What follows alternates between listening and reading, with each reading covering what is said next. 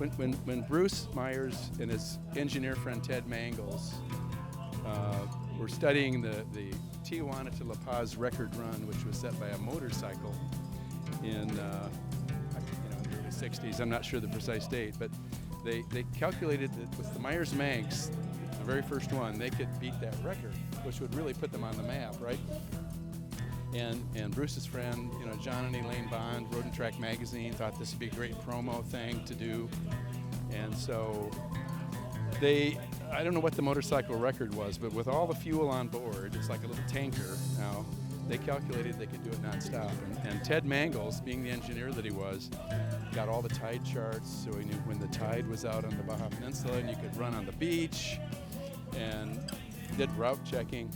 And the motorcycle record, I was just telling Sarkis, it was a good record, but they had to stop frequently for fuel, on the run. And they did the Manx run nonstop from Tijuana to La Paz, went into the police department, registered, called back to Tijuana and said we're heading back. And they made the run back, and I think they smashed the motorcycle record by something like 6 or 7 hours. Just ridiculous. And this car, yeah, those are all like acetylene tanks or something, and it was just auxiliary fuel. And so it's just the greatest story, And so then Bruce and a bunch of his friends met sometime later at the Ancient Mariner in Newport Beach around a big table, and they founded National Off-Road Racing Association, NORRA, and the Baja 1000 was started, so. Is that a Buggy Sprite? I'm not sure. I'm not sure. I think those were just accessory lamps of some kind. Not entirely sure. So, and then the next in the trifecta of Meyers Manx here is the Crowne Affair, Thomas Crowne Affair, and Steve McQueen actually drove this in the movie.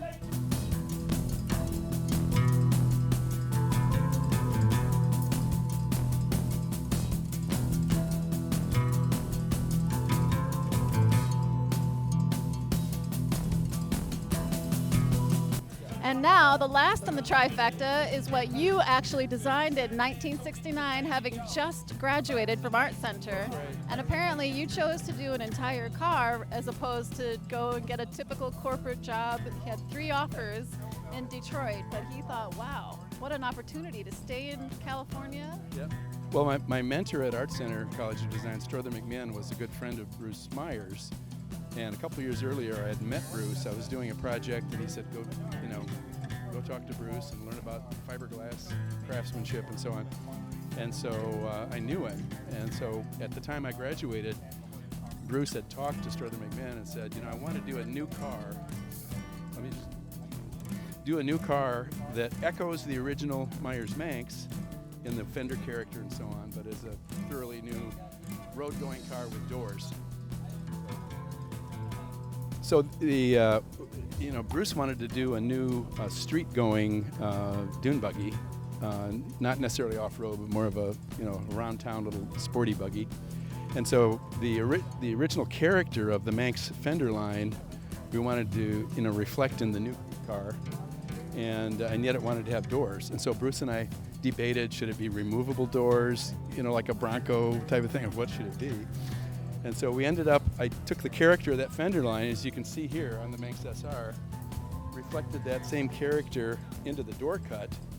And of course, the only way you could do a door like that would be to hinge it differently. So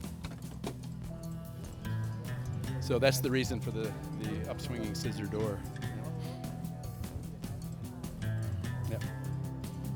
So, and I guess there's a lot of variety in how you see these presented. This one, being the designer's own, shows a little more what you intended. And yeah, I mean, there were things like in the original model at Meyers Manx, I wanted to use what was new at that time, the European rectangular headlamps.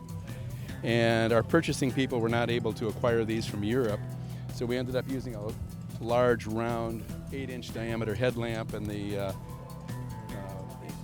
forms above became kind of big and awkward looking, in my opinion. So when I see one with the round lamps, I kind of turn away, So I've modified my car when I got this kit back to the original intent. Same thing on the rear. We couldn't get the tail lights that I wanted.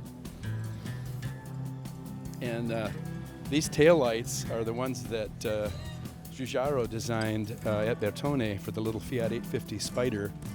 And then when Giugiaro went to Ghia and designed the Mangusta, he used the same tail lamp.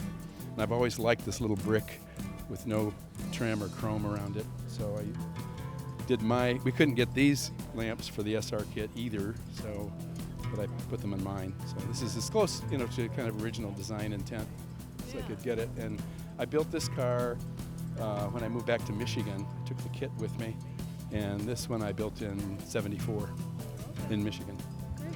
Wow, very cool to see the three of them together and to understand better the design story. So awesome. Thanks, Dad. Yeah.